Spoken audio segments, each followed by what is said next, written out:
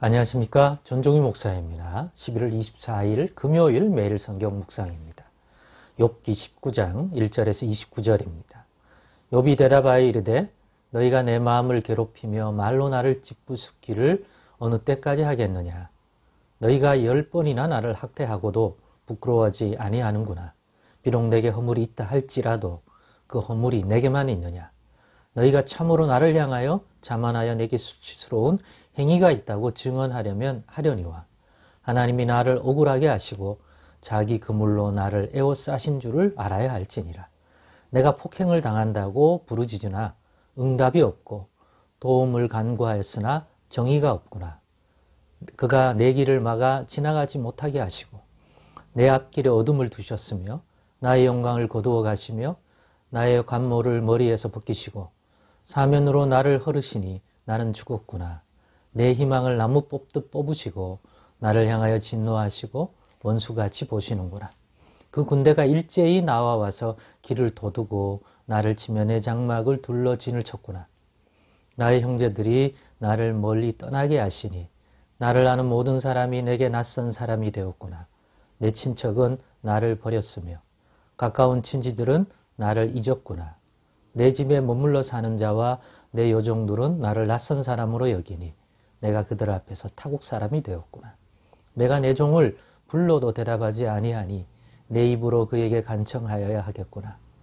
내 아내도 내 숨결을 싫어하며 내 허리의 자식들도 나를 가련하게 여기는구나. 어린 아이들까지도 나를 업신여기고 내가 일어나면 나를 조롱하는구나. 나의 가까운 친구들이 나를 미워하며 내가 사랑하는 사람들이 돌이켜 나의 원수가 되었구나. 내 피부와 살이 뼈에 붙었고 남은 것은 겨우 잇몸뿐이로구나. 나의 친구야, 너희는 나를 불쌍히 여겨다오. 나를 불쌍히 여겨다오. 하나님의 손이 나를 치셨구나. 너희가 어찌하여 하나님처럼 나를 박해하느냐. 내 살로도 부족하냐. 나의 말이 곧 기록되었으면 책에 쓰여졌으면 철필과 나무로 영원히 돌에 새겨졌으면 좋겠노라. 내가 알기에는 나의 대속자가 살아계시니 마침내 그가 땅 위에 서실 것이라. 내 가죽이 벗김을 당한 뒤에도 내가 육체 밖에서 하나님을 보리라. 내가 그를 보리니 내 눈으로 그를 보기를 낯선 사람처럼 하지 않을 것이라. 내 마음이 초조하구나.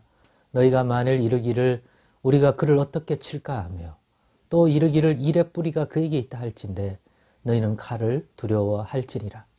분노는 칼의 형벌을 부르나니 너희가 심판장이 있는 줄을 알게 되리라.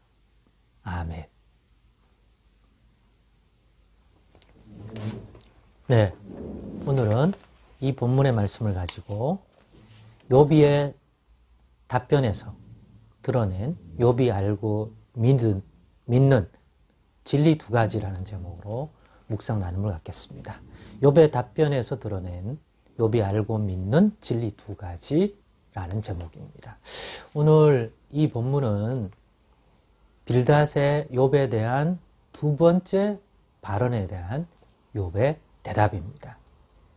바로 앞이 빌닷의 두 번째 욥을 향한 일종의 좋은 훈계의 발언인데 거기에 대한 답변인데 오늘 본문에 보니까 좀 특별한 이 답변 중에서 내 앞에 거는 기본적인 것들은 앞에서의 그 답변들과 욥이 대등소이해요.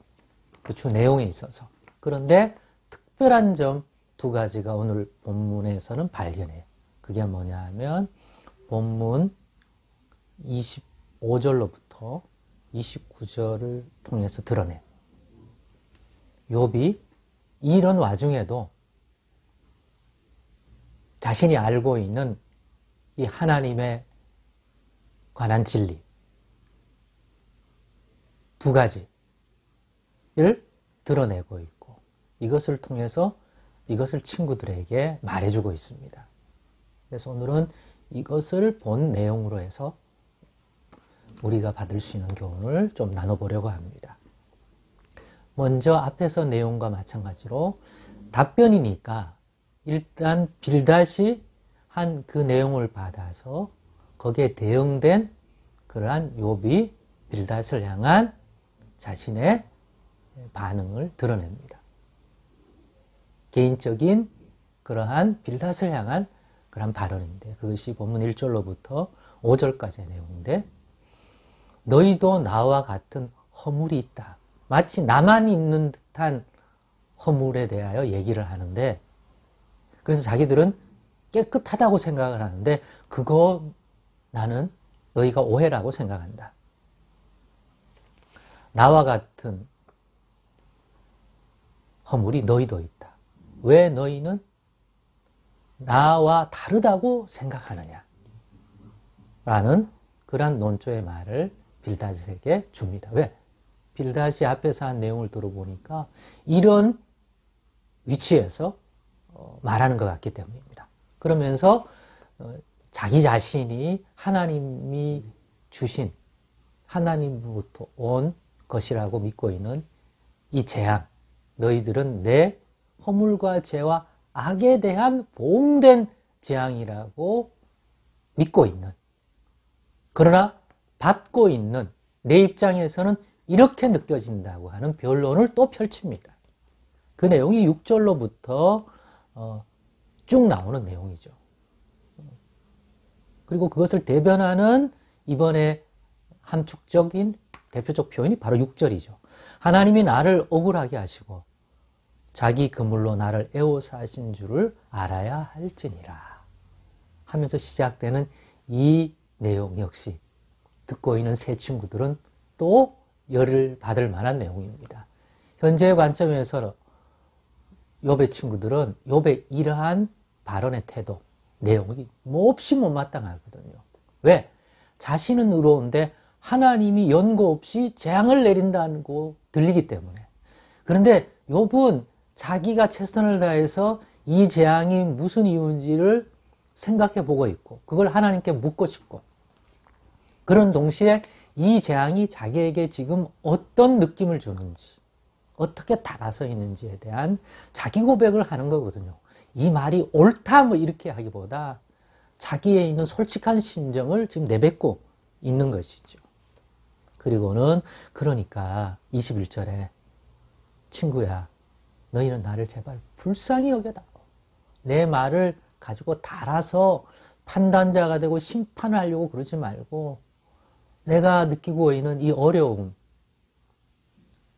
내 고통, 그 속에서 하나님만은 이 문제를 알고 있고 이걸 해결해 줄 수 있는데 불러도 대답이 없으시고 어떤 것도 주지 않아서 나로서는 이렇게 하나님께 대한 어떤 기대의 아쉬움, 불만을 얘기하는데 그걸 잡아가지고 자꾸 판단하려고 그러지 말고 좀 동정해주고 불쌍히 여겨달라고 이렇게만 얘기하면 되는데 뒤에다 오 하나님다오 하나님의 손이 나를 치셨구나 이렇게 얘기해버리니까 의로우신 하나님을 섬기는 친구들 입장에서는 아 욥이 그 말만 안 했으면 좋겠는데 자꾸 자기가 하나님이 그렇게 자기가 느껴지고 자기에 대하여 하나님이 마치 그런 사람처럼 한다는 걸 꼭 얘기하거든요. 예, 섭섭하다는 얘기죠, 하나님이. 예, 그러면서 이어진 말을 통하여 두 가지 중요한 사실을 그럼에도 자기는 알고 있고 믿고 있대요. 그게 뭡니까? 25절에 있는 것처럼 내가 알기에는 나의 대속자가 살아계시니 마침내 그가 땅 위에 서실 것이다. 자기의 죄를 씻겨주시고 대속하실 그런 존재가 땅 위에 드러내실 때가 있다 이거예요. 내 허물이 크다 할지라도 궁극적으로 영원한 생명으로 나아갈 수 있는 것은 이 죄에 대하여 대속할 자를 하나님이 예비하셨다는 사실입니다. 그게 누굽니까? 우리는 그가 그 대속자가 그리스도 아닙니까? 그것까지 연결이 지어질 수 있겠죠? 이거를 알고 믿고 있다는 거예요. 지금의 이 재앙은 고통스럽지만 그럼에도 불구하고 이 죄에 대하여 나를 건져주실 그런 대속자가 준비되어 있다는 진리를 내 알고 있고 나 믿고 있다. 두 번째는 28절에부터 29절처럼 너희가 나를 어떻게 칠까? 이 재앙의 원인이 욥의 죄악 때문인데 그런 욥을 어떻게 정죄하고 또 심판할까? 자꾸 이런 생각하는데 내가 알고 있고 믿고 있는 게 있는데 진정한 심판장이 따로 있다. 그것을 알라. 그러니 너희는 칼을 두려워할지니라. 분노는 칼의 형벌을 부르나니 너희가 심판장이 있는 줄을 알게 되리라. 너희들 말고 진짜 심판장이 있다. 그런데 그 심판장의 판단이 너희와 다르다면 너희가 어떻게 하려고 그러냐. 그러니 누군가를 판단하고 정죄함에 신중하고 겸손해야 한다. 본인이 알고 있고 듣고 있고 느껴지는 것이 모든 판단의 기준이 되어서는 안 된다. 특히 하나님께 속한 자라면 더더욱 그래야 한다. 그리고 대속자가 있다는 사실도 이제는 알아야 할 것이다. 그것만 가지고 인생을 바라보지 말고 나는 그 대속자를 알고 믿고 언젠가는 이 땅에 그런 대속자가 드러날 것을 안다. 무조건 정죄하려고만 하지 마라. 그리고 심판장 노릇을 하지 마라. 진정한 심판장이 따로 있다. 그러니까 늘 그 심판은, 궁극적 심판은 그 심판장에게 맡길 줄 알아라. 그런 교훈 것 같아요. 여러분은 어떻습니까? 오늘의 욥이 드러낸 이 진리, 본인이 믿고 있는 이 두 가지. 여러분도 그리스도 예수를 통하여 알고 믿게 된 진리 아닙니까? 그 진리 안에서 고난당하고 형벌받는 것 같이 느껴지는 사람들을 바라볼 수 있는 그러한 우리들 되면 더 성숙한 우리의 믿음 될 줄로 믿습니다. 기도하겠습니다. 하나님 감사합니다. 오늘도 말씀이 드는 유익을 꼭 누리게 도와주시고 우리의 믿음이 얼마나 겸손하고 겸비할 필요가 있는지 더욱 깨닫게 하여 주옵소서. 예수님의 이름으로 기도드리옵나이다. 아멘.